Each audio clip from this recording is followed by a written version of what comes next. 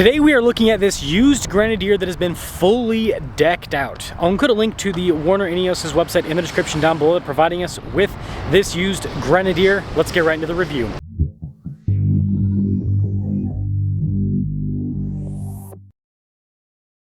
This week's giveaway highlight is a classic Corvette with a big block V8. If you're interested, use code BHC or click the link in the description down below or in the pinned comment. This will give you 4x bonus entries on any donation $25 or more.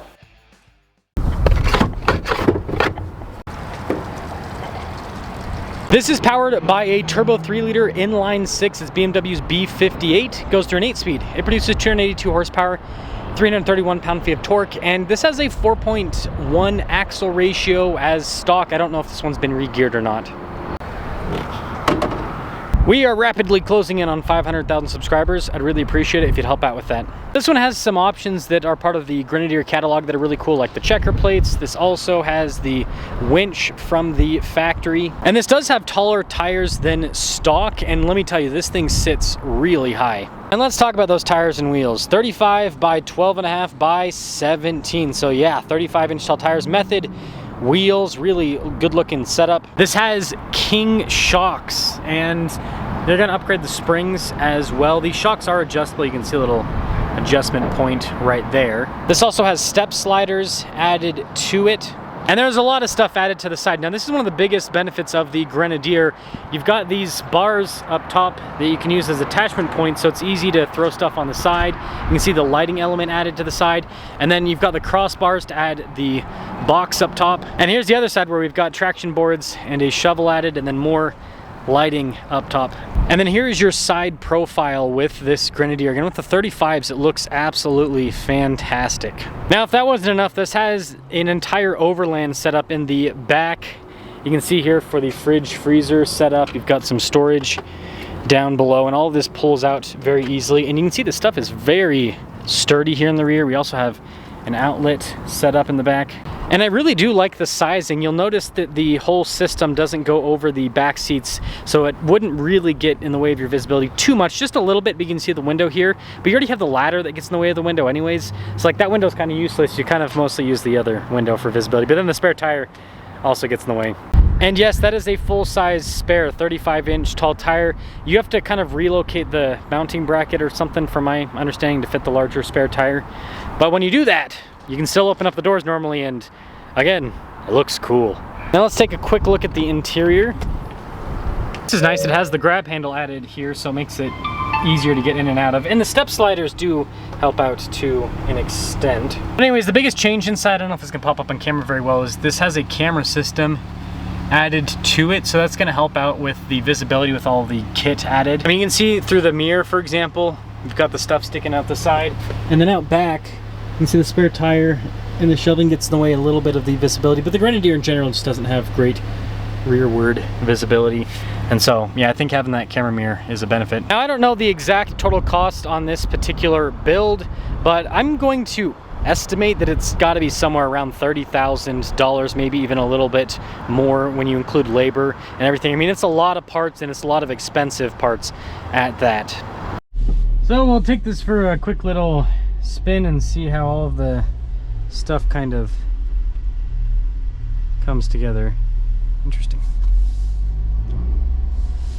Now I don't think I've ever taken a Grenadier with 35s out, so we'll see how that comes together. And again, you hear the power figures, you think 282 horsepower, moving 35s, like that's not going to be quick at all. But we'll see. We'll see what happens here. Yeah, see, I'm not sure if those trucks are probably turning in. Nope, see, they're not. I will say, I love these Grenadier seats. They're you know, upright, they're firm, but like that's what I'd want out of an off-road vehicle. I don't want like a super squishy seat with an off-road vehicle, because then you sink into it and it might be a little bit more comfortable on-road, but off-road, yeah, you don't want that. Now, of course, this is not going to be like monstrously quick, but man, that camera system's crazy. This is actually not nearly as bad as I thought it might be. And I'm thinking 35s with sub 300 horsepower. And the braking's not bad either. Again, this has quite a bit of weight added to it, and the vehicle itself already weighs 6,400 pounds before you add bigger tires and all this gear to it. Now you do have to get into the engine a bit, but it's moving it just fine. And because this is an inline six, it's very smooth with the torque delivery and the power delivery. So even if you have to go up to higher RPMs, it doesn't feel bad to do so. It's not choppy like a, you know, inline four or a V6 turbo. It's very, very smooth. Yeah, suspension's comfortable. The biggest thing that kind of intrigued me was the King suspension, seeing how that kind of performs with this. And I will say, compared to stock, it smooths things. You can tell instantly on road, it smooths things out. Because you know the stock, the axle and everything, you can kind of feel it. It's not doing this, but like when you go over bumps and everything, you can feel the axle working. Whereas this, you just kind of float through it a little bit more. It's very impressive.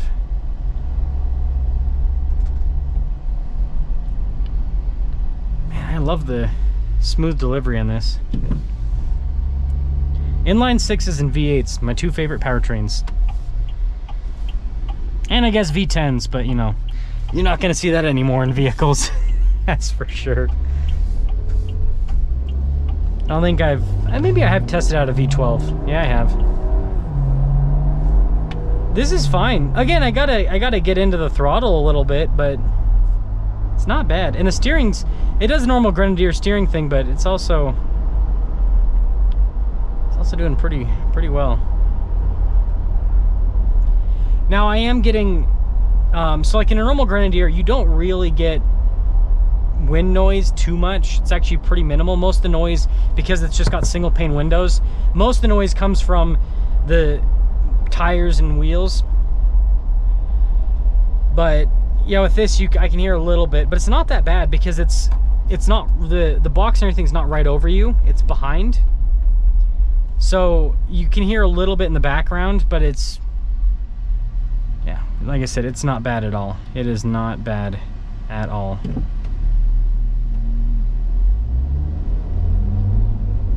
I'm very impressed with this thing. I was a little bit concerned. I was like, is the Grenadier going to be able to actually move 35-inch tall tires? I think it moves it. I think it moves it just as well as, you know, like the Wrangler Extreme Recon. Those are re-geared to 4.56. This, I think, moves the 35s better than an Extreme Recon Wrangler with the V6 or the 2.0 turbo. Obviously, the 392 Wrangler is on a whole nother level with power, but